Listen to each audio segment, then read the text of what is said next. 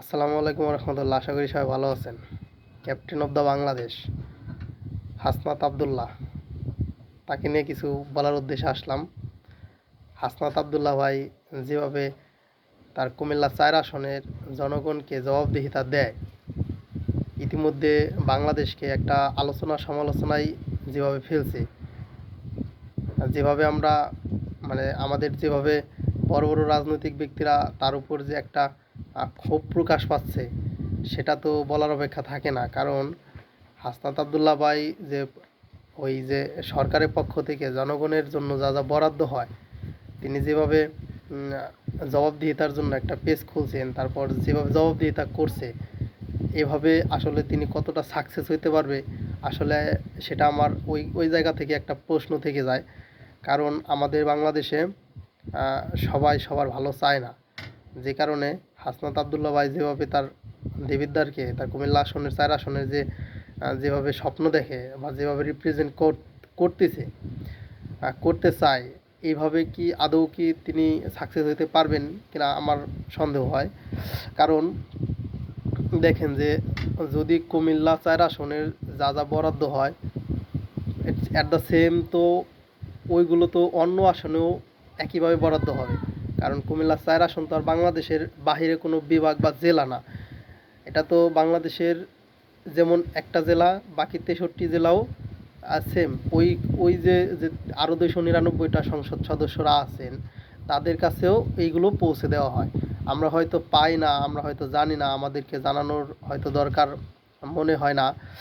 কিন্তু এখন যে ব্যাপারটা হচ্ছে, যে হাসনাত ভাই একজন মানুষকে মানে চিন্তা করলে বোঝা যায়, যে চিন্তা করেন হাসনাত ভাই যেভাবে তার এলাকা বা কিংবা তার দেশকে রিপ্রেজেন্ট করতে চায়, হ্যাঁ, একজন মানুষের ভিতরে বা মনের ভিতরে যে কতটা আবেগ, কতটা ভালোবাসার জায়গা থেকে শ্রদ্ধাবোধ, এই যে একটা দেশকে নিয়ে চিন্তা চেতনা, তাকে দেখলে বোঝা যায়। আসলে আসলে আমার এখন বলার বিষয় হচ্ছে যে হাসনাত ভাই যেভাবে তার জবাবদিহিতা দেয়, এভাবে তিনি কতদিন চলতে পারবেন। কারণ আমরা আমরা তো শরীফ ওসমান হাদি ভাইকে সরাই দিছি। কারণ শরীফ ওসমান হাদি ভাই যেভাবে চিন্তা চেতনা তার ছিল দেশকে নিয়ে, সেভাবে তিনি তো আর সাকসেস হতে পারলেন না। আমরা তো নিজেরাই তাকে দূরে সরিয়ে দিলাম। এখন বাংলাদেশের মানুষ কি বাকি যে বড় বড় রাজনৈতিক ব্যক্তিরা আছে, বাকি যে আসনগুলো আছে, সেই আসনগুলো তো ওনারা তো আর হাসনাত ভাইয়ের মতো চায় না। যদি চাইতো তাহলে তো আর সমস্যা ক্রিয়েট হতো না। এখন তার উপর তো একটা রাজনৈতিক প্রভাব পড়তেই পারে, স্বাভাবিক। কারণ তিনি যেভাবে তার আসনের বরাদ্দকৃত সব কিছুই যেভাবে বন্টনগুলো কোন ইউনিয়নে কেমন কি হইলো, এগুলো যেভাবে জবাব দেয়, বাকি যে ২৯৯টা আসন আছে, এই আসনগুলোর জনগণের প্রতিও যে সরকার থেকে যা বরাদ্দ হয়, এগুলো তো আর বলার অপেক্ষা থাকে না ভাই। এগুলো তো বোঝারও অপেক্ষা থাকে না। এগুলো আমরা তো সবাই এখন যে অবগত। কারণ তিনি তো আর লাইভে বলে না যে ওই যে ফরিদপুরে আহ, এরকম কিছু হয়েছে, কিংবা ওই যে ঢাকা, রাজশাহী, চট্টগ্রাম, খুলনা, এই যে যে আসনগুলো আছে, এখানেও যে একই রকমভাবে হচ্ছে, এটা তো আর তিনি বলে নাই। তিনি তো তার আসনের কথাই বলছেন। এখন তার আসনের কথা বললে বাকি যে ২৯৯টা আসনেও অ্যাট দ্য সেম তাই হচ্ছে বা পাচ্ছে, এগুলো তো আর বোঝার অপেক্ষা থাকে না। কিন্তু তিনি যে কতটা সাকসেস হতে পারবেন, সেটা তো সন্দেহ থেকেই গেল। কারণ আমরা শরীফ ওসমান হাদি ভাইকে হারাইছি। এখন তার উপরও তো একটা সমস্যা ক্রিয়েট হইতে পারে, রাজনৈতিক প্রভাব বিস্তার করতে পারে।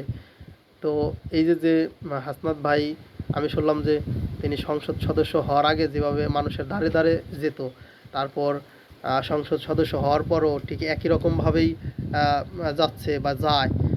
তিনি এভাবে যদি চলাফেরা করেন, ওই যে স্বাভাবিক সাধারণ মানুষের মতো যদি চলাফেরা করেন, তাহলে তার উপরেও যে এই যে হাদি ভাইয়ের মতো কিছু হবে না, এটা তো আর বলার অপেক্ষা থাকে না। তা এই জন্য আমি আমার জায়গা থেকে একটা কথা বলতে চাই যে হাসনাত আবদুল্লাহ ভাই, আপনি আপনার মতো যেভাবে তার আপনার দেশকে রিপ্রেজেন্ট করতে চান, আমি আশা করি আপনি এভাবেই রিপ্রেজেন্ট করেন। ভালোবাসার জায়গাটা আপনার এভাবেই তৈরি করেন, এভাবেই জনগণকে আপনি সাথে নিয়ে চলেন, জনগণ আপনার সাথে থাকবে, চলবে, কিন্তু আপনি আপনার জায়গা থেকে একটু সেফটি রেখে তারপর চলাফেরা করেন। কারণ এই বাংলাদেশে সম্ভব অসম্ভব সব কিছুই হয়, সব কিছুই সম্ভব, আবার সব কিছুই অসম্ভব ভাই।